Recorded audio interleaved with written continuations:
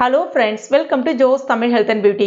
இப்போ இருக்கக்கூடிய உணவுமுறை மாற்றங்கள் காரணமாக சின்ன பசங்கள்லேருந்து கால்வலி பிரச்சனையால் அவஸ்தைப்படுறாங்க. இந்த கால்வலி வந்துட்டாலே சரியான முறையில் அவங்களால தூங்கக்கூட முடியாது. அந்த அளவுக்கு நரக வேதனையை தரும் அது. இந்த கால்வலி பிரச்சனையை ஒரே நாள்லேயே சரி செய்யக்கூடிய ஒரு அற்புதமான டிப்ஸ் தான் இன்றைக்கி நம்ம இந்த வீடியோவில் பார்க்க போகிறோம். இது நீங்கள் தொடர்ந்து ஒரு 3 நாளைக்கு தொடர்ந்து பயன்படுத்தும் போது நிரந்தரமாக உங்களுக்கு அந்த கால்வலி பிரச்சனையிலேருந்து விடுதலை பெற முடியும். அது மட்டும் இல்லாமல் பழையபடி உங்களால் நல்லா ரொம்ப நேரம் நிற்க முடியும், ஆரோக்கியமாக சுறுசுறுப்பாக வேலை செய்ய முடியும். இப்போ இந்த கால்வலியை சரி செய்யக்கூடிய டிப்ஸ் எப்படி செய்யுதுன்னு பார்க்கலாம். அதற்கு முதல்ல ஒரு மிக்சிங் பவுல் ஒன்று எடுத்துக்கங்க.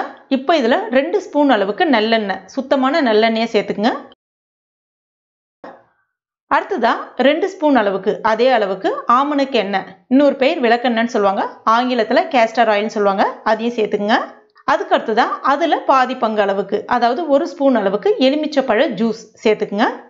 இப்போ இது எல்லாத்தையுமே நல்லா ஒன்றோட ஒன்று கலந்து வர அளவுக்கு கலந்துக்குங்க. சட்டுன்னு எலுமிச்சப்பழ ஜூஸ் வந்து அந்த எண்ணெயோடு மிக்ஸ் ஆகாது. நல்லா பீட் பண்ணிங்க அப்படின்னா உங்களுக்கு இந்த மாதிரி க்ரீம் டெக்ஸ்சருக்கு கிடைக்கும்.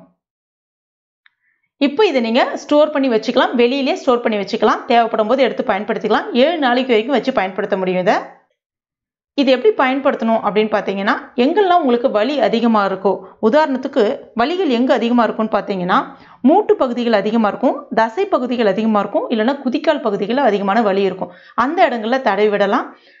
தடவி விட்டுட்டு அப்படியே விட்டுறாதீங்க. அட்லீஸ்ட் ஒரு 5லேருந்து 10 நிமிஷத்துக்கு நல்ல அழுத்தம் கொடுத்து மசாஜ் பண்ணிவிடுங்க. அந்த மாதிரி பண்ணும்போது அந்த விளக்கெண்ணெய், நல்லெண்ணெய், எலுமிச்சப்பழ சாறு 3மே நல்லா அந்த தசைகளில் நல்லா வந்து உறிஞ்ச ஆரம்பிக்கும்.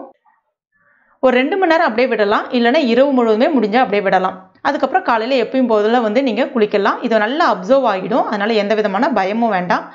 அதுக்கப்புறமா அதாவது இல்லை நாங்கள் ஒரு 2 மணி நேரம் விட்டுட்டு ஒரு டிஷ்யூ பேப்பரில் துடைச்சிடலாம்னா தாராளமாக துடைச்சி விடலாம். இது எப்போ நீங்கள் பண்ணலான்னு பார்த்தீங்கன்னா, ஒரு நாளைக்கு 2 தடவை பண்ணும்போது நல்ல ஒரு அருமையான பலன் தெரியும். இது நீங்கள் பண்ண ஒரு 2 மணி நேரத்துலேயே உங்களுக்கு கால்வலி சுத்தமாகவே இருக்காது. அதே மாதிரி ஒரே நாளில் உங்களுக்கு கால்வலி நிரந்தரமாக சரியாகிடுமா அப்படின்னா நான் அப்படி சொல்ல வரல. அட்லீஸ்ட் ஒரு 3 நாளைக்கு, ஒரு நாளைக்கு 2 வேளை வீதம் 3 நாளைக்கு தொடர்ந்து பண்ணுங்கள்.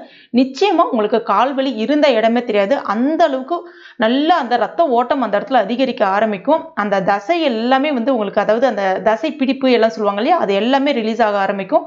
நல்ல உங்களுக்கு கால் பழையபடி வந்து உங்களுக்கு ஆரோக்கியமாக சுறுசுறுப்பாக வேலை செய்ய ஆரம்பிக்கும். ரொம்ப அருமையான ரிசல்ட் கொடுக்கும் இது. நீங்கள் ஒரு முறை ட்ரை பண்ணி பாருங்கள். எல்லாமே நம்ம வீட்டில் இருக்கக்கூடிய ஒரு எளிமையான பொருட்கள் தான். பொதுவாகவே எதிர்காலத்தில் கால்வலி வரக்கூடாது அப்படின்னா விட்டமின் டி நிறைந்த உணவுகளை அதிகமாக எடுத்துக்கணும். விட்டமின் டி நிறைந்த உணவுகளை அதிகமாக எடுத்துக்கிறதுக்கு நீங்கள் ரொம்ப செலவு பண்ண வேண்டிய அவசியம்லாம் கிடையாது. 10 நிமிஷம் நல்லா அடிக்கிற வெயிலில் நின்னாலே போதும். விட்டமின் டி ரொம்ப எளிதாக நம்ம உடம்புல வந்து சேர ஆரம்பிச்சிடும்.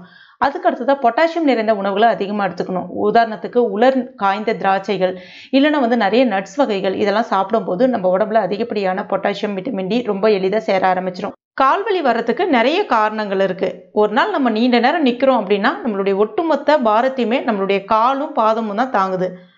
நம்மளுடைய உடல் எடை அதிகரிப்பின் காரணமாகவும் கால்வலி வரும். ரத்தம் உறைதல் காரணமாகவும் வரும். சில பேருக்கு மோசமான ரத்த ஓட்டம் காரணமாகவும் இருக்கலாம். இல்லைன்னா வெரிகோஸ் வெயின் சொல்லக்கூடிய அந்த சுருள் நரம்புன்னு சொல்லுவாங்க, அதாவது சுருள் சிரை நரம்பு அப்படின்னு சொல்லுவாங்க, அதன் காரணமாகவும் கால்வலி வரலாம். கால்வலி வரப்போகுதுன்றதை ரொம்ப எளிதாக கண்டுபிடிக்கலாம். நம்முடைய கால் பகுதிக்கும் முதுகு தண்டினுடைய பின்புறத்தில் கீழ்ப்பகுதிக்கும் உணர்வு இல்லாமல் இருக்கும். இல்லைனா சுகர் பேஷண்ட், அதாவது டயபெட்டிக் பேஷண்ட்டுக்கு பார்த்தீங்கன்னா நரம்பு வந்து சேதமடையும். அந்த பாதத்தில் வந்து ஒரு விதமான கூச்சம் இருக்கும். இல்லைனா பின்னங்கால் தசை பிடித்து நரம்பு வந்து சில பேருக்கு இழுக்கும். இது வந்து சியாட்டிக்கான்னு சொல்லுவாங்க. இது எல்லாமே கால்வலி வரதுக்கு காரணங்கள். கண்டிப்பாக ட்ரை பண்ணி பாருங்கள். ட்ரை பண்ணிவிட்டு மறக்காமல் எனக்கு கமெண்ட் பண்ணுங்கள். இந்த வீடியோ பிடிச்சிருந்தா லைக் பண்ணுங்கள். உங்கள் நண்பர்கள் மற்றும் ஃபேமிலி மெம்பர்ஸ் கூட மறக்காமல் ஷேர் பண்ணுங்க. மேலும் இது போன்ற பயனுள்ள குறிப்புகளுக்கு நம்ம சேனலை இது வரைக்கும் நீங்கள் சப்ஸ்கிரைப் பண்ணாத நண்பர்கள் உடனே சப்ஸ்கிரைப் பண்ணிங்க. கூடவே மறக்காமல் அந்த பெல் நோட்டிஃபிகேஷன் சிம்பிளை ப்ரெஸ் பண்ணிங்க. தேங்க்யூ.